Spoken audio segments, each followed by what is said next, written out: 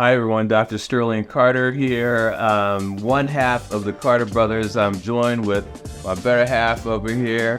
Stephen Levi Carter, MBA, PMP, but I don't know if I'm the better half. This is the better half. We fight this battle all the time. But this is our podcast. The title of it is Beyond Boundaries, Navigating Life with the Carter brothers. And today's topic should be pretty interesting. I think so. Yeah. We're talking about diverse leadership, a masterclass in diverse leadership. Absolutely, in all forms and facets. Being a diverse leader, leading diverse employees, navigating the whole DEI landscape. So we're excited about this topic. What is diversity? Is diversity, race, color, creed, culture, religion. I mean, I guess it could be all, but we're going to find out pretty quickly here with our special guest, our honored change management consultant here, Mr. Jared Morgan. Thanks for having me, Sterling. Yeah, and we even though he graduated from FAMU, right? Absolutely. But we don't hold that against him because of course we graduated from Langston University, the Langston University, the only HBCU that matters. But FAMU is all right, He'll do. Support all Langston. We'll give you a pass. But Steve, I'll have the privilege of introducing Mr. Jared Morgan and tell you guys a little bit about it. So Jared Morgan is a seasoned professional passionate about orchestrating transformative change within organizations. With a steadfast commitment to the field of organizational change management, OCM, Jared brings a wealth of expertise owned over years of guiding enterprises through cultural shifts and strategic overhauls. His career is defined by a relentless pursuit of innovation and a knack for inspiring teams to embrace change as an opportunity for growth and evolution. Jared's approach to change management transcends mere process implementation. It's truly about fostering a culture where adaptation becomes second nature, individuals and teams thrive amidst uncertainty, and organizations emerge stronger and more resilient than ever. As a change advocate, Jared has left an indelible mark on every project he's touched, steering organizations toward their desired futures with finesse and a vision. His achievements in change management are not merely measured in metrics or numbers, but in the profound shifts he's catalyzed within teams, the cultural transformations that have breathed new life into stagnant environments, and the unwavering commitment to excellence he instills in every individual that he mentors. Jared's biography is a testament to his steadfast dedication to change management, where success is defined by, flipping pages here, outcomes and the lasting impact that he leaves on organizations and people that he serves. So we're really excited to have Mr. Jared Morgan here today. You did a phenomenal job. Thank you, writing that, saying that, all of that. That's It doesn't sound quite like me. That sounds really good. That's a great bio. I don't know who wrote that. Get to the bottom of that. We'll get to the bottom. We were talking earlier about ChatGPT. I don't know. I'm not saying but it may have been a little proficient at AI. He prompt engineered that.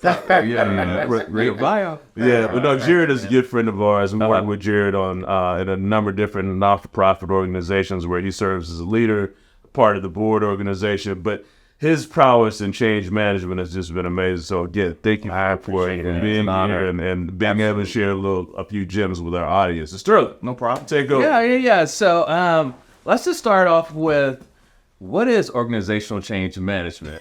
For those out there who may not be aware. Okay, so you want me to have my consulting hat, or you want me to just be real with y'all?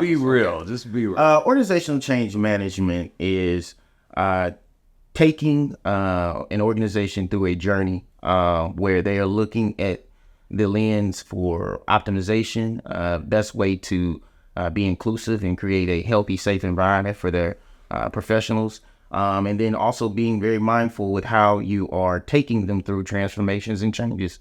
So it's a very, it gets on nebulous and ambiguous, but when you take a deeper look into the practices, say, for example, the organizational ACMP or Association of Change Management Professionals, you get a deeper sense of what that means when in terms of fleshing that out. But that's it in a nutshell, man. Okay, excellent.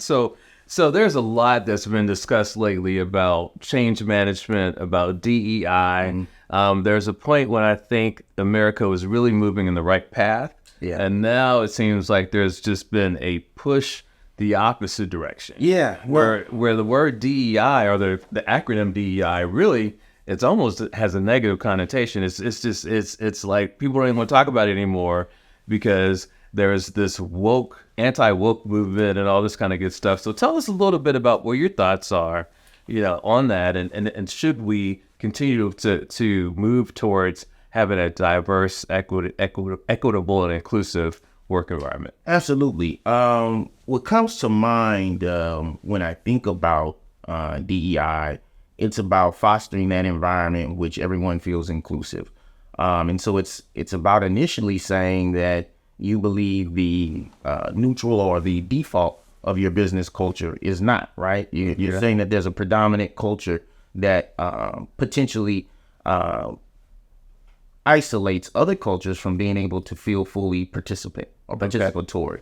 Okay. So from that perspective, I've found through research that DEI is very necessary. Okay. I think a lot of times right now, at least in the political environment we're in, there's a huge focus on cultural and ethnicity background, but DEI has been one of the forefront disciplines that have brought us, different ways of looking at how people learn, how people receive information, and a variety of people with, say, for example, physical disabilities. Mm-hmm. Sure. And so from that perspective, right, it's very much more inclusive than I think the people that are advocates for attacking it look like. You know what I mean? And so from that perspective, I think it's something we still have to keep a strong advocacy for. I think it's proven to diversify boards, diversify leadership, and even that has a tremendous effect on how someone sees themselves in a company. I see. So let me play devil's advocate for just a second. That's what Steve. He's pretty good with basically. Right. Little devil So there are frame of thought that when it comes to DEI, the issue that they have with it, and I'm not saying that I'm taking this position, I'm just presenting. absolutely. Is that when you're in, and I can appreciate this, and certainly we can appreciate this as entrepreneurs. You run an organization, you want the best and the brightest, right? Yeah. And you want someone that fits into your culture, who believes in your mantra, who's going to fight the good fight for your organization and run it as though it's their company. Right? Absolutely. And so the best and the brightest and the right fit for your organization may or may not look like what DEI's perspective of what that may look like. Mm-hmm. And I think some of the pushback on DEI perspective is saying that I have to put a woman, a person of color, a disabled person on my board in order to meet a certain quota, even though that may not represent the best and the brightest. Not because they're not the best and the brightest. I'm not saying that at all. Sure. But just because the makeup of who I need on my board to be successful may or may not look like what the DEI initiatives are pushing for. And so there's a frame of thought that basically that believes that DEI initiatives will place a company at a disadvantage. Got you. And I have to ask, Sterling, is this his first time playing devil's advocate? No. So he did it. He's really He good. did it very well. Yeah. I was like, you sure this is your first time doing it? All right, so bet. I think, when we get into best and brightest, right, that is a very loaded word, right? Mm-hmm. So if you only provide standardized testing or statistical data on, something that is skewed to more academic performance, you have to factor in other things, right? Mm-hmm. And so a lot of times, right, when people are coming from underserved communities, historically disadvantaged demographics, there's a lot that goes into play in terms of, their 3.2 versus someone else's 3.6. And so I think what it does is it has an appreciation for that background of the totality of how that person may think. And I think that's what you're capturing. That's what you're getting out of, the diversity in leadership. It's the opportunity for someone that does not think the same way that another person might. And then even too, right, when you're looking at diversity, especially at some of the larger corporations, who is your customer base? Right. They're diverse. Right. So when you're talking about relatability in your products and your offering, a lot of that comes into play.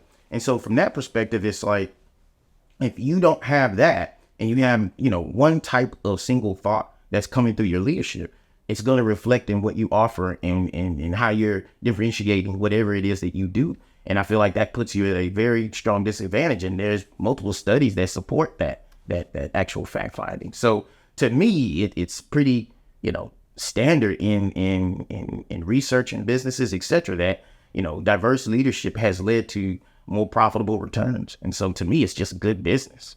I agree. There's one article I read too, in regards to, so the conundrum, or I guess what's not really true about what people think is that there's not smart enough people in this diversity group or this diversity group, and I have no choice, right? Because this is the best candidate. But what we found in DEI is that a lot of times they don't know where to look, right? So if you keep looking in the same sources that's pulling out this culture, this background, yeah, you're not going to see anyone else. But if someone shows you where to look, then you might get a completely different outcome. So if they're going to FAMU to recruit, or if they're going to UT, or if they're going to Texas A&M, what kind of candidates are you really going to get? Right. So let me give you, I guess, a small story that just highlights the hypocrisy there, right? Like, so let's say, for example, your company makes hammers, right? Something very basic that people that you would assume people of all types of educational background uses it, right? Yeah, but yet when you go look at the board, it's a bunch of PhDs that may never have used a hammer in their life. Does that make any sense? It's there's a common sense intellect. There's so much at play when you're talking about intelligence. So if one type of viewpoint of intellect is what's deciding what is intellect, of course it's skewed to people that are like that person. That's true. And so that's what diversity is. It's uncovering all of that. Yeah. And it's like you could be missing out on very common sense solutions. And so it just does not make sense. And most businesses that do not do it are underperforming. They're dragging on their balance sheets. They're dragging on their performance, and they're not producing. And so when you look at it from that perspective, it's just no brainer to me. Yeah. I said another. This is a flip, a little challenge. Sterling, I don't know if you saw this, but on LinkedIn, there was a young lady. There was a post. This young lady who unfortunately committed suicide. Professor, she was Lincoln University, African American female, committed suicide, and maybe there was a lot of things that she wrote about in this post, but one of the things that it made me think about is the challenges of being one of the only ones in a not so diverse area. So the DEI initiatives are happening, and we're now trying to place people in companies now that have not traditionally had a lot of diversity. And so you are one of just a few, right? One amongst many others that don't understand your culture, don't know your background. A lot of what they see or understand about people of color is what they see on TV, video news, or the news or whatever. So their perception of who you are as a person is all based upon some stereotype. Media. They've never met you in person, and so the struggles of being able to articulate yourself, being heard in a room, sitting at the table, but not just having a seat at the table, but having a voice at the table, and all the struggles. Like, can you talk about, I don't know if there's strategies or kind of, what do you do? How do you perform? How do you interact when you're one of only a few? So it sounds like two, man. And I don't think that's in this particular scenario, because I think it was there was a particular call out of the behavior of her boss toward her. Right. But in general, it's, I guess the way you could describe it, right, is that the word that you hear a lot, right, is imposter syndrome. Right. And what I often say is, I've given multiple classes over imposter syndrome, the different types, how to become more engaged, how to create spaces where you can feel more comfortable. But that's the wrong direction, right? Like, is a little bit bi-directional there, but it's also from a power structure. So from that perspective, imposter syndrome does not replace toxicity environment, right? And a lot of times, the reason you don't feel like you belong is because you don't belong, right? And so that's not your fault. It's not your job to create and foster that environment. Okay. It's up to the employer to be more attractive to you, or create and foster the spaces for you to be yourself. So a lot of times, the feelings that you have in imposter syndrome, there is research to support that and to give you tactics and skill sets to improve the microcosm in which you're existing in. But ultimately, it does not replace toxicity. If your environment is toxic, that's their problem. That's not yours. It's not internal. So from that perspective, the strategy is that you have to be, I think it's like, man, even in relationships, I think when you come into a situation, when you're having a relationship with someone, as long as you set expectations right and consistent with those expectations, you're not underperforming. Right. It's the same way in that relationship. So if you're coming and you're saying, I have a voice within my background and my experiences that matter, and you start off day one voicing that, that consistency can be considered, it won't seem like you're derailing. And if the relationship doesn't work, you both will know very quickly, rather than putting yourself through these experiences. Well, I won't say nothing this time. I'll say something on the 5th time. Right. And it's that type of, I think, environment that can be very hazardous to you and your well-being, your mental well-being. That's interesting.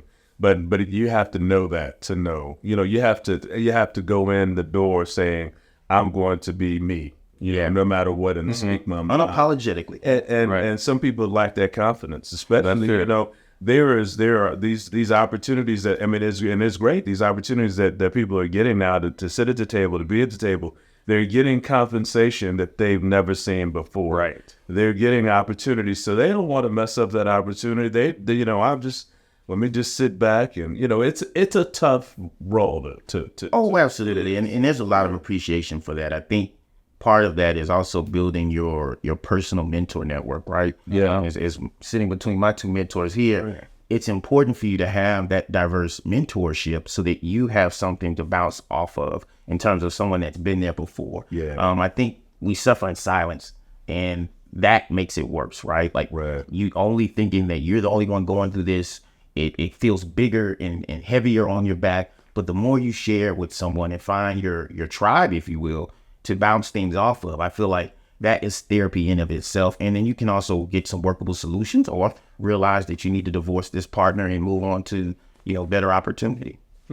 Yeah, that's a great point, Jared. It's all about, one, trying to find a champion within that workplace, right? That maybe has gone through what you're getting ready to go into, and they can mentor you along the way, finding a mentor and have an outlet, right? Because sometimes we spend so much time at work and we don't talk to anyone about what's going on at work, or we don't get away and just try to just do something else to completely, reset. We've been talking to use the word reset a lot lately.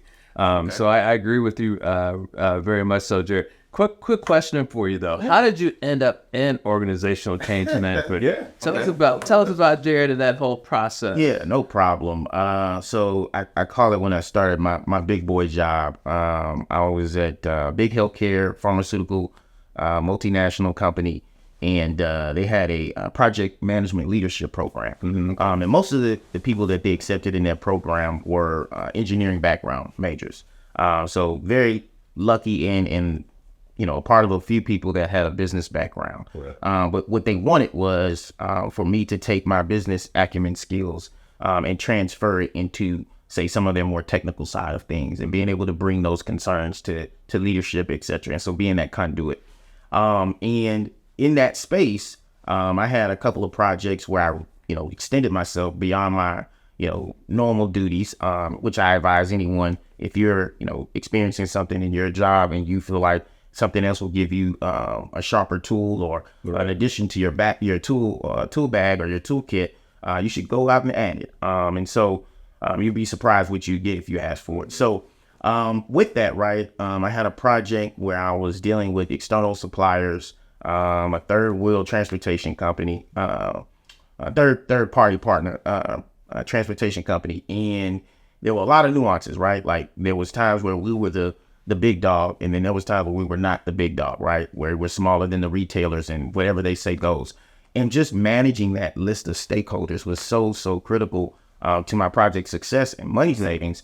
And so when I decided to move back to Houston and embarked on a career, in various oil and gas companies, I met a woman who had her own firm from a large Big Five consulting firm. And she told me about organizational change management after I described the projects I liked and what I wanted to do. You got it. I said, you get paid to do this? Yeah. She was like, yeah. I was like, okay, well. sign me up. And I haven't looked back, man. And I contribute to my industry in terms of, working with ProSide on different things, a way to enhance change management. And so it's something that's near and dear to me. And I've used it all within my life. In fact, my wife has mentioned to me before, don't change manage me. There's times where I can use it in my personal life because you're always going through transformation and change, right? Like that's the only constant. So with that being said, it's an industry that's every day to me. So yeah, I love it, man. That's I awesome. answered this, Sterling. Yeah, that's great. That's a great story. So we're running out of time. It's amazing how quickly the time flies by. I say it's so crazy. But one, if you could share something with our listening audience and watching audience about lessons learned throughout your process of OCM and what they can do differently or what you would recommend for them to do in life, just in general. Always seek improvement. Don't get comfortable with comfort. Yeah. A lot of times we think we're winning when we get something comfortable, and it's the reason why that's the word, right? And so if you feel yourself going through the motions, right, where something is so easy and you don't have to sit and think about it anymore, it might be time for a change of scenery. And so in that opportunity, that's where growth is found. And so if you're looking to grow, you have to constantly challenge yourself. And so go into spaces you weren't necessarily comfortable in. If you're not comfortable speaking, don't, cheer when you're not chosen to speak. Feel a way about that, right. and go out and get that skill set. So join, your local, Toastmasters, There you go. or whatever the case may be. Jump out for those opportunities. If your ERG has an opportunity and your ERG hasn't been the most effective, go for a position. Learn more about ways that you can contribute. And I think when you do that, you'll find yourself in a circle of success where you're just ever changing, ever climbing, and you haven't looked back to stagnant.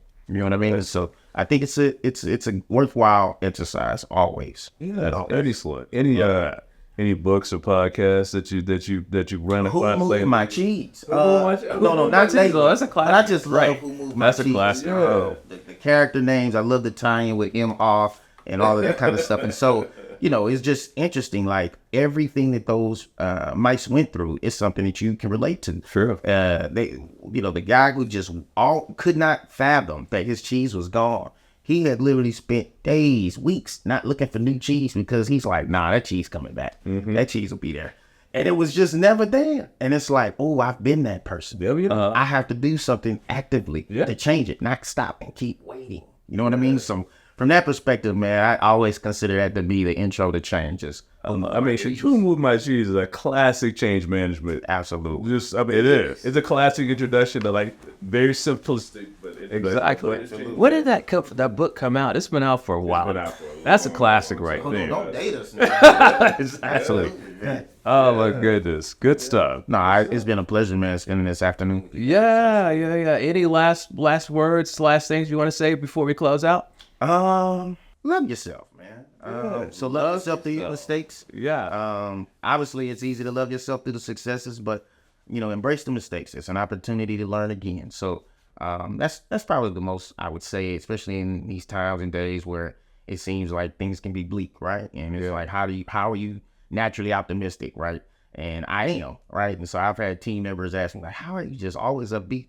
It's like I wake up with that choice. Like, I'm going to choose and actively be happy. I love it. Absolutely. Outstanding. Well, listen, again, thanks again, Jared, for coming and blessing us with your time and your intelligence and your thoughts. I mean, it's amazing. DEI is such a important topic right now. Diverse leadership is something that's very important. We encourage everyone out there, whether or not you have a DEI initiative or not, you shouldn't have to have an initiative to follow what just makes sense. And as Jared mentioned, DEI or diversity of staff and thought and all of those things, it makes financial business. It really does. It's been proven. So it's stats are out there that makes sense for your business. It really does. So we appreciate you. Appreciate your time. Absolutely. Sterling, any last words that you have to say? I think you said it all, and I love the love yourself. That's a great ending to this podcast. Let's do it. That's it. So as we always say, remember, with each step beyond your boundaries, you redefine what's possible. navigate your life with passion, purpose, and determination. Thanks, everyone. Have a good one. Bye. Bless.